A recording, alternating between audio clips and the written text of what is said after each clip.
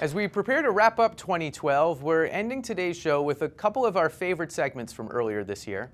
In October, before the tragedy in Newtown brought mental health back into the national debate, we spoke to former Congressman Patrick Kennedy, who, after his own struggles with bipolar disorder and addiction, has become an outspoken advocate of research into brain disorders. People will go on TV, for goodness sakes, and say, I had a heart attack, I had a colonoscopy.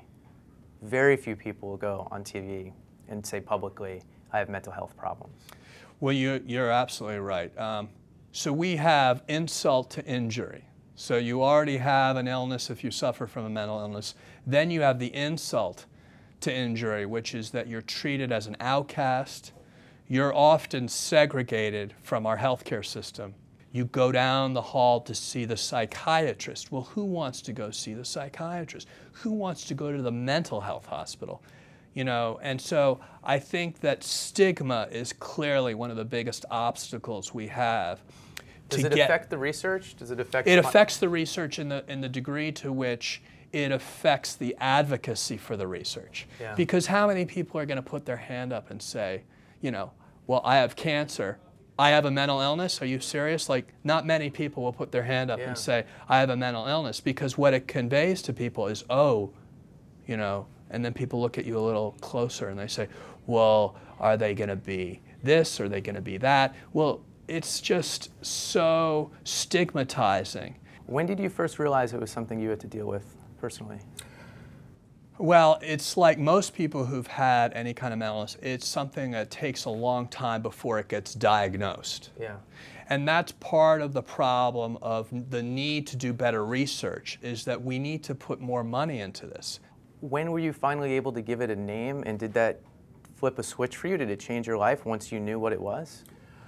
I think that even for people who've had a diagnosis, they still don't want to acknowledge it because it's still stigmatized. How long did it take you? So here you are speaking publicly about it, but it yeah, but it I know, took but a while. even I'm an advocate, and I still feel like I want to hold my cards. You do. I've asked you two questions, and you've turned it to something general both times. You don't want to say this is what happened to me. Yeah, no, I mean, I have been in and out of treatment centers my whole life. I have been in and out of psychiatric hospitals. I have been treated my whole life, and yet I still have trouble coming to grips with the fact that this is an illness like every other illness, and that it's about the neurochemistry, just as real as my asthma is a chronic illness, right?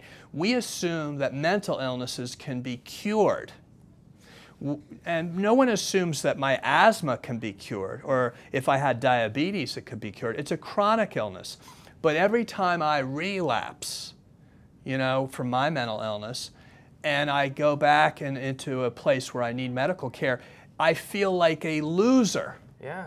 Now, if I have an asthma attack because I didn't take my medication and I didn't stay out of stressful situations and where I might be getting allergens or whatever, no one would blame me for having an asthma attack. So knowing everything you know, why do you think you still feel that way? Because I am part of society and this culture, and the culture still is embedded in our way of thinking. And so it's like the civil rights movement. You need it to start from the individual. Like, I think all of us who are in recovery need to feel more comfortable self-identifying. Do you feel progress being made? You've been involved in this for a while. I see great progress. And I frankly think that the fight for our American heroes, our veterans, is helping to propel this cause, as it should be, because over half of our veterans returning from Iraq and Afghanistan are going to need some kind of care that they're not going to get from the VA. And if it were simply about people with schizophrenia or alcoholism or addiction, I doubt that the insurance companies would feel the pressure to implement the mental health parity law the same way they're going to feel like they have to implement it, because so many of those people working in your building and everywhere else as private employees who were Guard and reservists and served our country in Iraq and Afghanistan now need the help. So. It would be impossible for you to remember it, but you gave my 8th grade class a tour of the Capitol building. You represented my district when I was growing up, so it's a great honor to aren't you kind? have a chance to meet you in this different environment all these years later. Well, congratulations. Well, thanks a lot, and good luck with your work. Thank you so much.